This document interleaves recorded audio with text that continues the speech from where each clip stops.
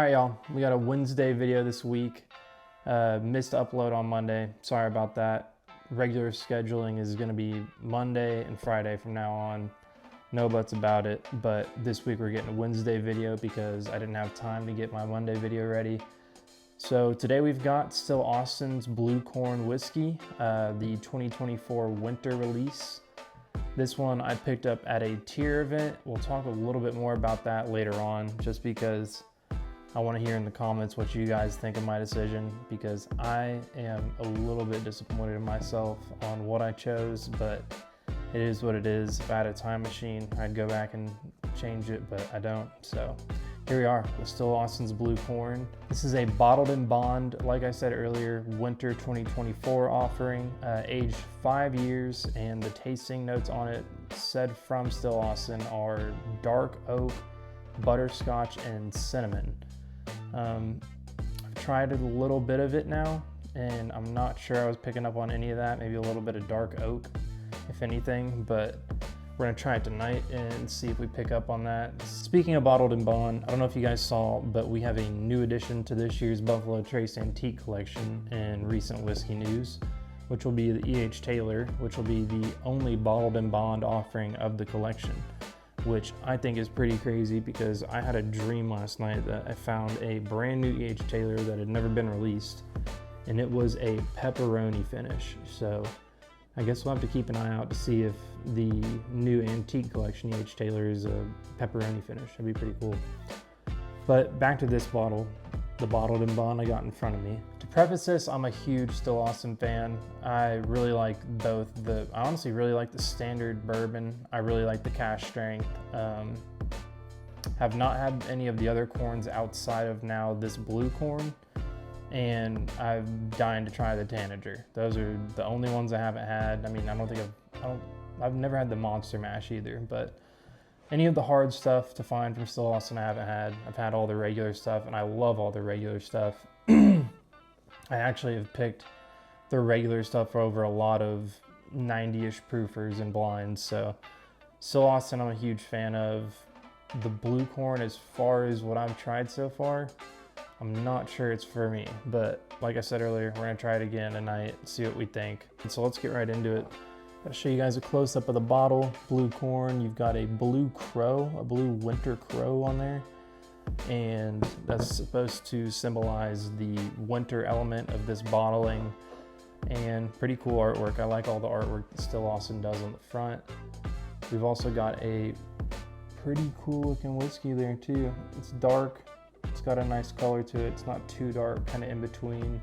What impresses me the most about Still Austin though is, from what I watched in actually a Bruzel barrel pick video, I think, was listening to one of their tour guides talk about how they age their whiskeys. And I live in Texas, so I'm not too far away from Still Austin, but I don't know anything about barreling whiskey myself. So to hear them talk about being able to age a whiskey 5 years in Texas, and due to the climate conditions and things like that, they're able to get almost more of an aged profile out of their whiskeys is pretty cool. I think I kind of do tend to agree with that with their regular stuff, but here we are today. We've got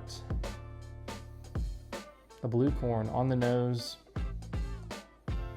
Okay, so this is honestly opened up a little bit better than the last time I tried it. There is a good bit of rye spice coming through.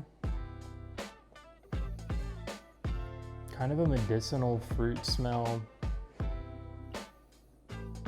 And like honestly a little bit of like a funkiness to the ethanol. Like it's not really a normal ethanol forward nose.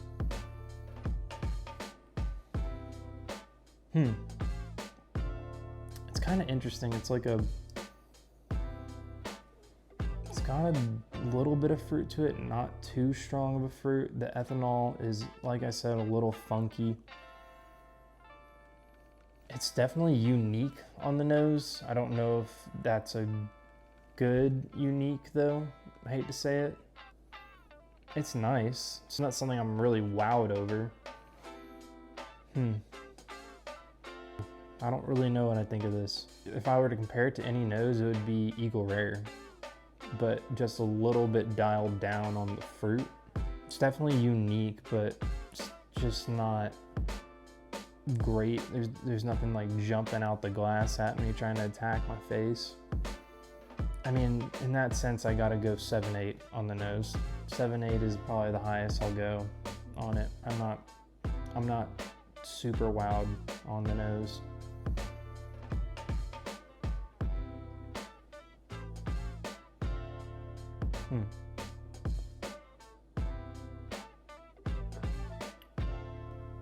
Okay.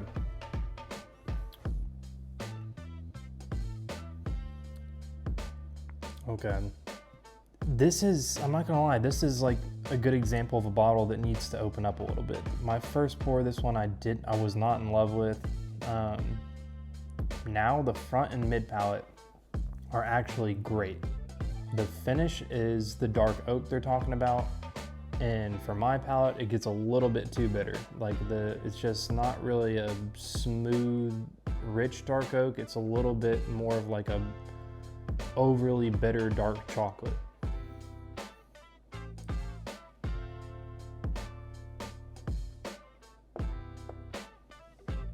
Yeah, it's got a good, decent bit of what I'm thinking is rice spice. I can kind of see the butterscotch idea in there. I don't know about cinnamon.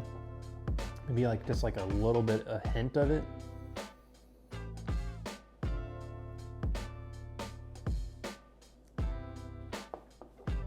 I'll admit it, I'm liking this a lot more than I did for the first few pours of when I opened it up.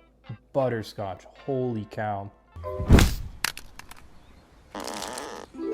Butterscotch. That is definitely the prominent note. On the mid palate, wow.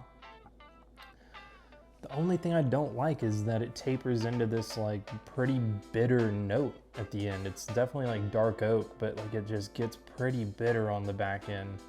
It's not like I said earlier, like it's not like a rich dark oak, which if I'm gonna really enjoy a dark oak finish, I want it to be a little lighter on the bitterness.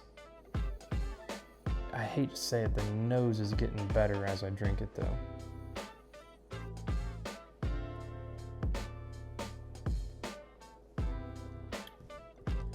I'm really liking the front and mid palate now, and I think it also had a little bit of weight to carry as far as my decision with buying this bottle, which I guess I'll get into that now. I was at a tier event and my choices were between this and a barrel proof E.H. Taylor, and I'm probably going to get a lot of hate in the comment section for this decision, but obviously this is sitting here. I don't currently have a barrel proof E.H. Taylor. I've had a lot of it. I had never had this, and I knew I'd get another opportunity to get one of those, but it also was for $100 for the barrel proof E.H. Taylor, so that was a tough pass, and I still don't think I made the right decision, but at least I've got this in my collection and I've now tried it, and we'll take our wins where we can get them. Yeah, I'm gonna leave it at that. Please don't roast me in the comment section for that decision, because I'm roasting myself for it. Back to it.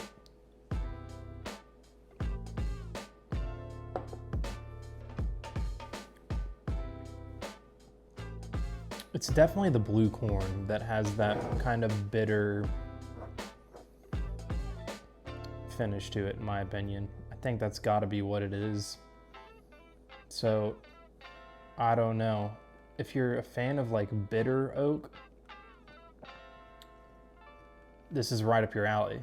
For me, I don't think this is right up my alley. Actually, I know it's not right up my alley. I'm enjoying the front and mid of it. I'm not really loving the back half of it. And I hate to do this because I love Still Austin. I just don't know if this one's for me.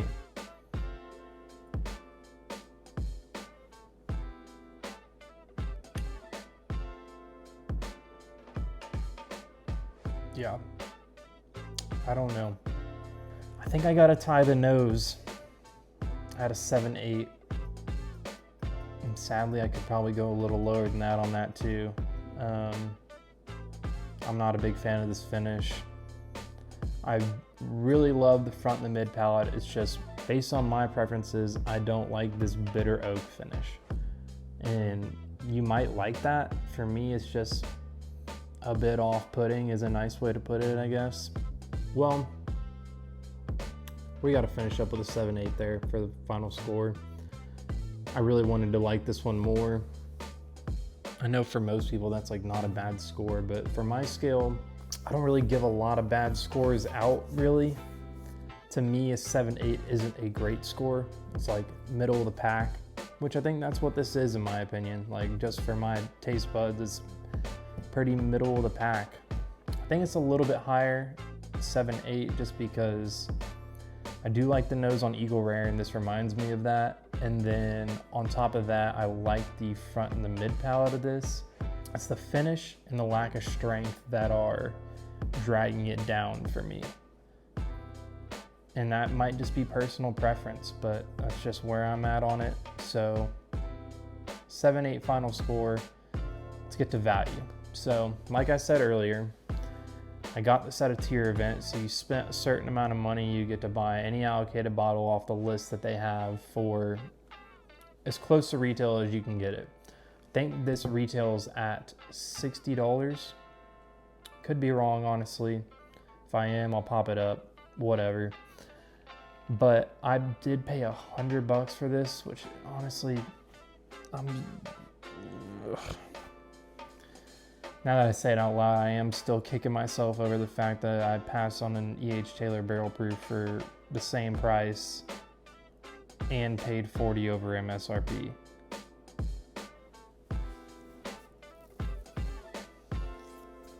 Yeah, I took an L on that, big time. It is what it is. We ball. Still got this one. Not sure if I'm super pleased about that, but yeah, it is what it is. Is it worth $100? No. Is it worth $60? Still no. I think $50 would probably be actually a decent price for it. That being said, it's still a $50 bottle that I'm not completely fond of. I'm not running to the store to buy it. Then again, I wouldn't be sitting here reviewing a barrel proof E.H. Taylor. This did give me a review, which that's a nice thing. But would I rather be sipping E.H. Taylor barrel proof right now? Yeah. So that kind of sucks. Doesn't hold its value, in my opinion. I don't think it's 60. I don't think it's 100. I think it should be like around 50. But I have it.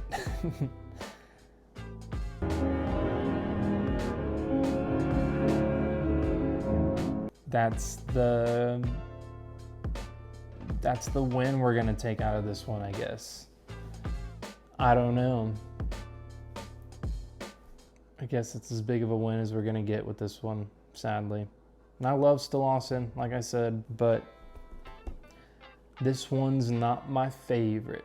And I know a lot of people love it, which, I don't know, I guess if you love this one, you really like Bitter Oak. Not for me. That's a review, sadly. We got a 7.8 on this one. Sadly, we missed out on a barrel proof E.H. Taylor at $100. Thankfully, we've got a couple of other new bottles. Like I showed last time, got the Penelope Estate 10-year and another option, this little baby boy right here. So this is 17-year-old Jim Beam. This is Hardins Creek Claremont, and this is a 200 milliliter bottle of it, which I've seen online go for like $130 to $150, around that price point. And as soon as I got it, I got to tell a little bit of a quick background on this one. I was gifted this by the owner of a store that I filmed in, which I couldn't believe it. Really cool. But yeah, we've got it. This was free. So I honestly am really leaning towards reviewing this one, but I liked this past week kind of reviewing comments and deciding based on what you guys thought I should review next. So Between Hardins Creek Claremont 17-year and the 10-year Penelope Estate, what would you rather see? If this guy gets left out again, I think he's going to be feeling bad, so that'll be the next one if you pick Hardins Creek. But I am leaning towards this one a good bit. I've only had one pour of it, and I want to kind of get my initial reaction to the open bottle on camera, so more than likely we're going to hit this one up next. Thank you guys for following along. That's my review of Still Austin Blue Corn. Hopefully it gave you a little bit of insight of if you have to choose between this and a bottle you love, go with the bottle you love. But yeah, I'm pretty much out of whiskey, but as always, have a great night. Don't forget to like and subscribe. Smash that subscribe button.